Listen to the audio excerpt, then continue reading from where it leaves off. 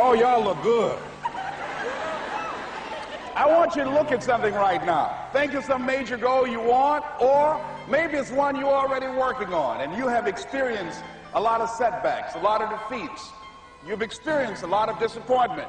Maybe you've already given up, and maybe you just need a little fire, a little encouragement to get back in the game again.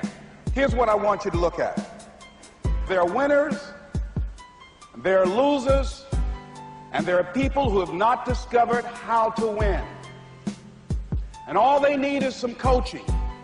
All they need is some help and assistance, just a little support. All they need is some insight or a different strategy or plan of action to make some adjustments that will open up the key to a whole new future for them, that will give them access to the unlimited power that they have within themselves. That's all that they need. So what I want you to do is think about something you want for you, that's real for you, that's important for you, that will give your life some special meaning and power. And I don't even want you to say, I can do that. I don't want you to assume that. See, 5 years ago when I started out in this area, I would not have been able to make the mental leap that I would be up to where I am right now. I don't want you to begin to just psych yourself out. No. I want you to be able to say something to yourself that will enable you to maintain a level of integrity with yourself. That when you say this, even when you face tremendous setbacks, it will be a benchmark to keep you in the game, to keep you moving forward and experimenting and readjusting your strategy and your plan of action, continuously looking for ways to win. So what is that something? When you got an idea you want to move on, you might not have the money, you might not have the education, you might not have the support or the resources you need. What is that something that can keep us going, that will enable us to act on our dream? What's one of those keys that will begin to help us to discover the secrets to our dream? Here's what I want you to repeat after me, please, with power and conviction. Say, it's possible. That's all I want you to do when you look at your dream. Just say to yourself every day, it's possible. Just say that every day to yourself, it's possible. Because what does that do? See, it begins to change your belief system. See, the way in which we operate, ladies and gentlemen, it's a manifestation of what we believe, what's possible for us. Whatever you've done up to this point, all that it really is a duplication, it's a reproduction of what you believe subconsciously that you deserve and what's possible for your life. Most people operate out of their personal history, out of their memory, things they've done, things they've experienced, things they've seen, things that they have observed. What I'm suggesting that you operate out of a larger vision of yourself. I want you to see yourself doing what you want to do, experiencing what you want to experience, having what you want to have, doing what it is that gives your life some meaning and value. Operate out of your imagination, not your memory. Because whenever you look at where you want to go, I'm wanting to warn you, you will have some conversation back here after you go through the data that you've experienced in life saying you can't do it.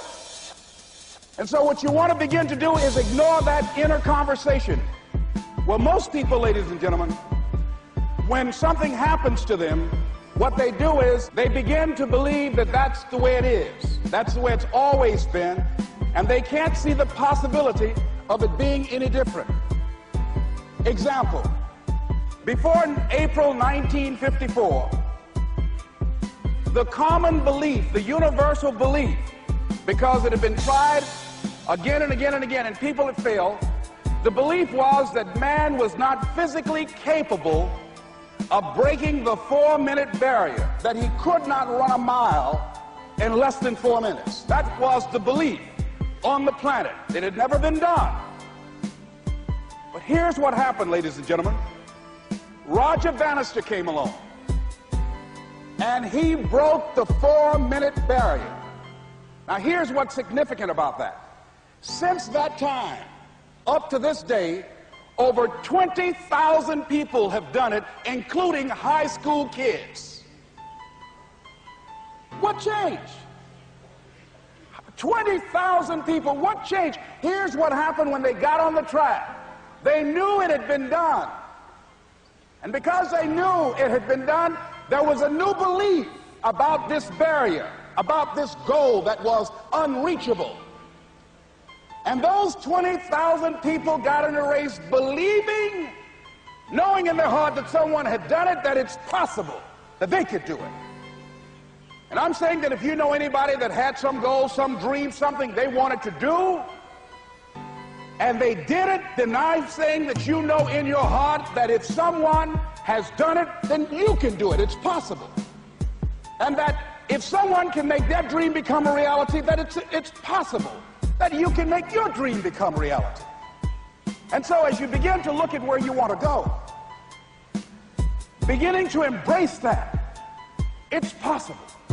I'm blessed and highly favored. I've got a lot going for me. I got some good stuff in me. And it's possible that I can bring my greatness out here in the universe. That I can do what I want to do. It's possible I can write my own book. I can have my own business. I can take the trip and travel around the world. It's possible. I can bounce back from adversity and reinvent my life. It's possible. Regardless of where I am, that things can get better for me. It's possible. I'm thinking about two men right here in Chicago who were fairly successful, similar background, educated. They worked for a corporation for many years, and they were among many people that were laid off. Two guys who were very good friends.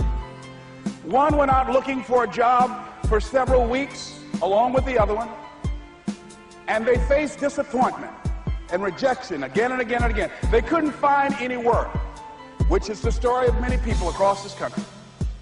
One guy stopped. He became discouraged.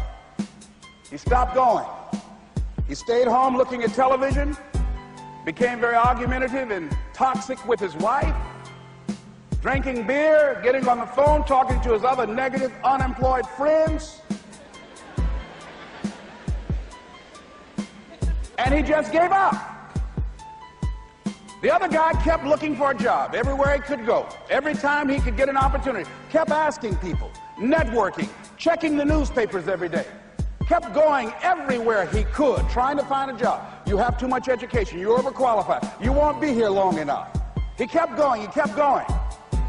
He went to a place and said, look here, I tell you what, if you can't hire me, and I know you can use my talents, abilities, and skills, I don't want to sit home and do nothing. Just let me do some volunteer work. You don't have to give me anything, all right?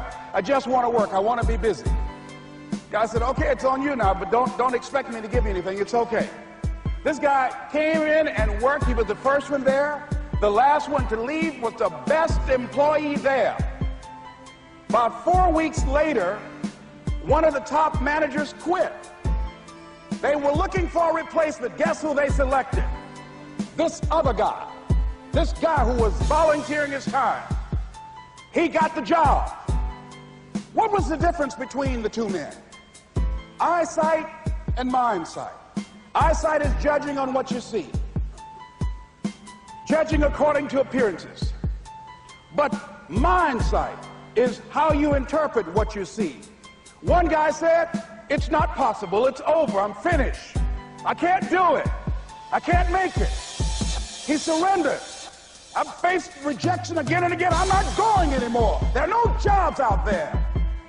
But this other guy, he felt that in spite of the no's and rejections, in spite of how bad the economy is, in spite of what the newspapers are saying, that it's possible